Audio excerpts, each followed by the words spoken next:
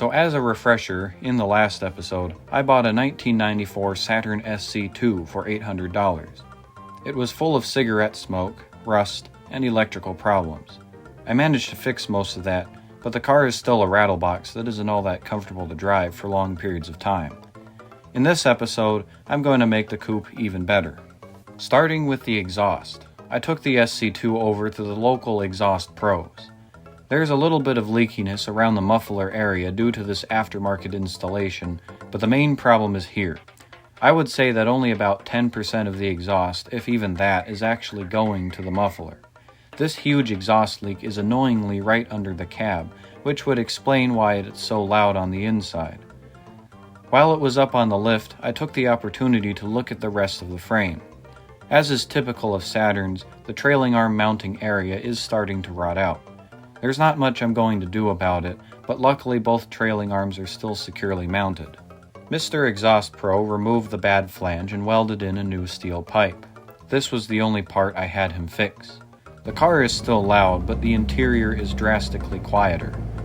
I had Ryan replace the leaky flex pipe. Meanwhile, I uninstalled the gauge cluster and found about 10 burned out bulbs. Now it was time for the first oil change.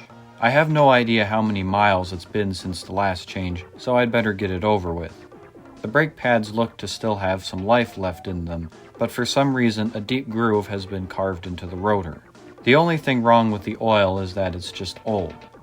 There are no particulates or discolorations I saw when draining it. I will be installing 4 quarts of Valvoline, and the filter will be the usual Walmart special. As usual, 4 quarts went in, but 4 quarts did not come out. If you have a Saturn, you should make sure to check the oil level between changes. These engines always burn a little oil, even when they were new. I have a collection of car radios, and one of the pieces in this collection is a first-gen Saturn AM/FM only radio.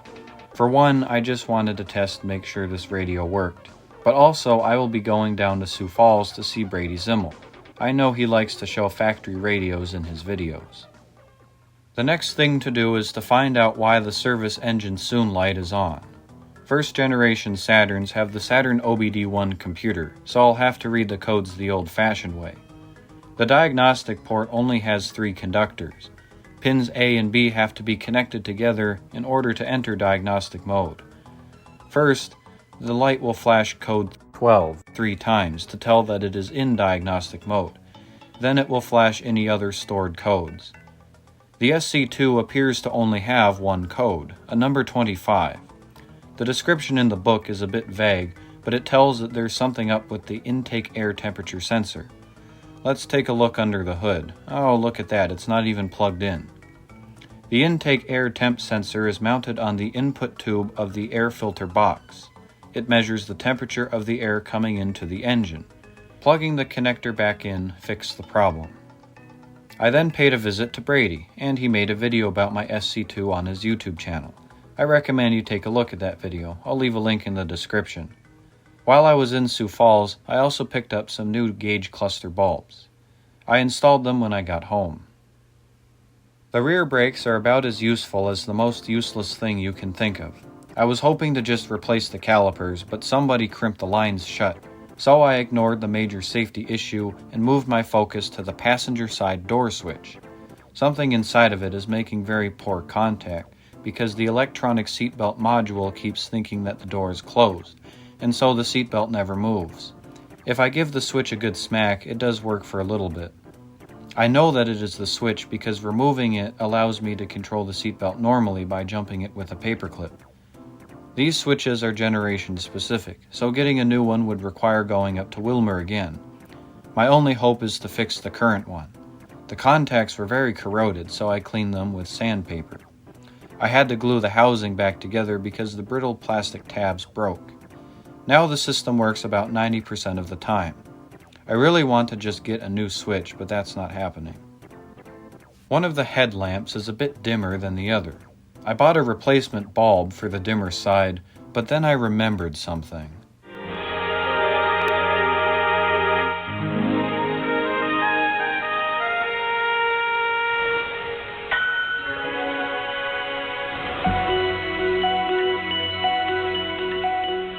On both systems, the headlamp circuit is of particular interest. The system uses a 10-amp fuse for each of the lamp assemblies. There are no circuit breakers in this headlamp system. In addition, the system is ground-side switched with constant battery voltage applied to the lamp bulbs through the fuses. If a fuse blows in this circuit, one lamp will operate normally. On the side with the blown fuse, there will still be a path to ground through the 3 other headlamp bulbs in series. Due to the extra resistance and resulting lower current, the lamp will be a dim yellow instead of a bright white. This is called a sneak circuit. Therefore, if the customer reports that one headlamp is dim and yellow, you should immediately check for a blown headlamp fuse in the underhood junction block. Sure enough, this fuse is about as dead as the most dead thing you can think of.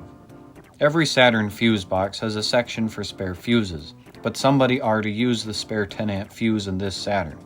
So I went to the green Saturn, but apparently I also used the spare 10-amp in this one. So I went to the blue Saturn, and finally we have a solution. Installing the new fuse made the light a little brighter, although not quite as bright as the other lamp. Here's the strange thing. When I remove the fuse for the other light, it gets a heck of a lot dimmer and looks more like the kind of dim seen in the video. Maybe there's something up in the sneak circuit, but I'm not going to worry about it. Since I already bought a new bulb, I decided to just replace it. Now both headlamps are about the same brightness. A few days later, I set out to see some trains in Minnesota. Part of the way there, I noticed that the temperature gauge started getting up to the red zone, so I pulled off to investigate. After some poking around, I discovered that the cooling fan didn't actually work.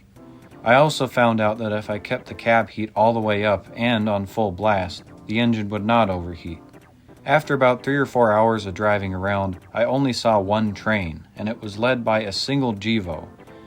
The following day, I investigated the cooling fan. The circuit diagram from the service manual shows that the power goes from the relay through the fan to ground, so there shouldn't be any other strange circuitry. I found there to be some voltage drop on the fan circuit, and the fan connector had some burned-looking plastic. So I bought a new connector and installed it, but that didn't fix the problem. I found myself in Wilmer again looking for a new radiator fan. It was a terribly cold day, so I didn't film much. I took the fan from a manual 3rd Gen SL1. I got the proper speaker connectors, a parking brake switch, the overhead sunroof panel, and a door switch for the green Saturn.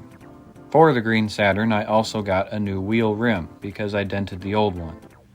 The current door switch works, but the stock broke off, so it does not detect the closed door. Unlike the 1st and 3rd Gen switches, 2nd Gen door switches can be removed from the outside. They have a rubber housing, so they can be pried out and pushed back in with ease. Oh right, the Coupe. I swapped the fans, but that did not solve the problem either. Usually I would do some real electrical diagnosis instead of throwing parts at the problem, but it's been so cold outside lately that I haven't been all that eager to spend time working on cars. I replaced the parking brake switch, which is held in by a 10mm bolt, and oh what the heck. Good thing I have the original Saturn spare tire. I took the SC2 to Aurora to have my good friend Bruce at Bruce's Auto Repair install new brake lines. He also found out that the tire went flat due to a bad valve stem, which he fixed. We discovered that the cooling fan ground goes through a splice pack. The bus bar was very corroded, and sanding it caused the fan to work again. Well, that's it for the restoration in this episode, so let's talk about my experiences with the 1994 SC2.